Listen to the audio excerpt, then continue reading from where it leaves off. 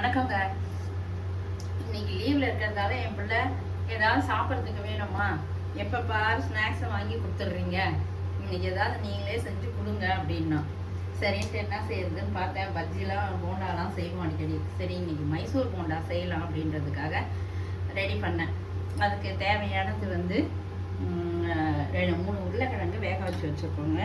அப்புறம் ஒரு வெங்காயம் பொருசாக நறுக்கணும், பச்சை பட்டாணி, கேரட்டு கொஞ்சம், கொத்தமல்லி, அப்புறம் பச்சை மிளகாய், இஞ்சி பொடியாக நறுக்கணும், கருவேப்பிலை நறுக்கி வச்சது, பூண்டு தோலோடு தட்டினா தான் வாசமாக இருக்கும். ஏற்கனவே ஃப்ரிட்ஜில் வச்ச இஞ்சி பூண்டுலாம் இதுக்கு பேஸ்ட்டு போட்டால் நல்லா இருக்காது. அதனால் தனியாக இப்போ ஃப்ரெஷ்ஷாக செய்கிறது தான் இது சேர்த்தா தான் நல்லாயிருக்கும். இப்போ இதை நம்ம வதக்கிக்கலாங்க. அதுக்கு கடுகு, கொஞ்சம் உளுத்தம்பருப்பு போட்டு சோம்பு போட்டு தாளிச்சுக்கணுங்க. சோம்பு போட்டு தாளிச்சா தான் வாசமாக இருக்கும். அதனால் இது உருளைக்கிழங்குன்றதால கொஞ்சம் பெருங்காயப்பொடி சேர்க்கணும், அப்போ தான் நல்லாயிருக்கும். பெருங்காயப்பொடி கொஞ்சமாக சேர்த்துட்டு அப்புறம் கருவேப்பிலை சேர்க்கணும். கருவேப்பிலை சேர்த்துட்டு அடுத்தது இஞ்சி,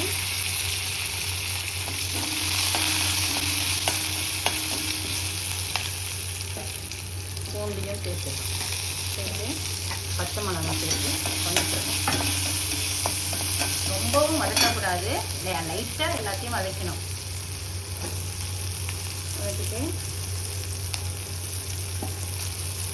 அதில் வெங்காயம் நறுக்கி வச்ச வெங்காயத்தை சேர்த்து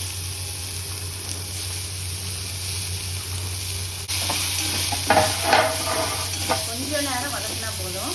இது கடுகு உளுத்து எல்லாம் கடுகு உளுத்தம் போட்டு சோம்பு போட்டு தாளித்து இஞ்சி பூண்டு சேர்த்து மிளகாலாம் பொடியை நறுக்கிற மிளகாலாம் போட்டு வெங்காயமும் போட்டு வதக்கிட்டேங்க.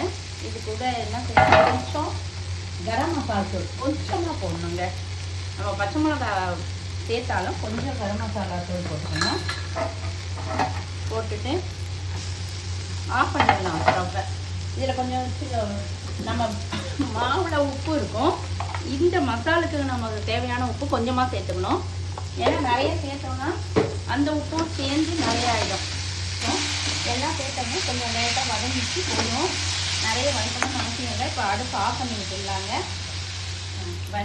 வதக்கி வச்சுருந்த மசாலா, அந்த வெங்காயம் பச்சை மிளகாவோட ஒரு மசிச்ச உருளைக்கிழங்கு, 2 உருளைக்கிழங்கு அதை மசித்து அது கூட மஞ்சள் பொடி எல்லாம் போட்டு இப்போ உருண்டை ஒட்டி வச்சுருக்கோம். இப்போ எண்ணெய் காஞ்சிட்ருக்குது. மாவு வந்து சில பேர் மைசூர் போண்டாவுக்கு வந்து மைதா மாவும் அரிசி மாவும் கலந்து போடுவாங்க, இல்லை கடலை மாவில் வெறும் மிளகா பொடி போட்டு போடுவாங்க. நான் வந்து கடையில் விற்கிற பஜ்ஜி மாவு வச்சு தான் இப்போ போட. இந்த உருண்டையை எடுத்து முக்கி எண்ணெய் காஞ்சிருச்சுங்க, அதில் போட போகணும். ஒன்று ஒன்றா போடணும் மெதுவாக.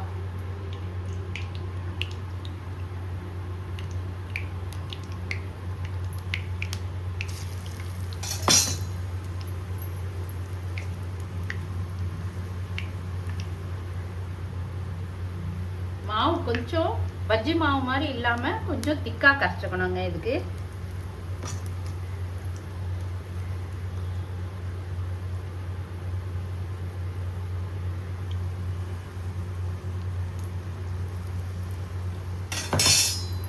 சவக்க வெந்துருச்சுங்க. இப்போ இதுதான் சரியான பதம். நல்லா ஹை ஃப்ளேமில் வைக்கணும். அப்புறம் திருப்பி போடுற வரலும் அதை சிம்மில் வச்சுக்கணும் நம்ம கேஸை.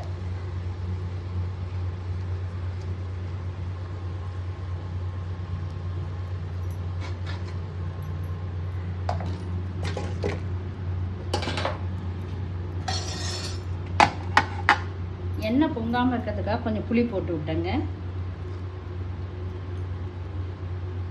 மீதி இருக்க மாவையும் அப்படியே கொஞ்சம் பொறுமையாக திருப்பி பழையபடியே ஹை ஃப்ளேமில் வச்சு போட்டு எடுத்துட வேண்டியதுதான்.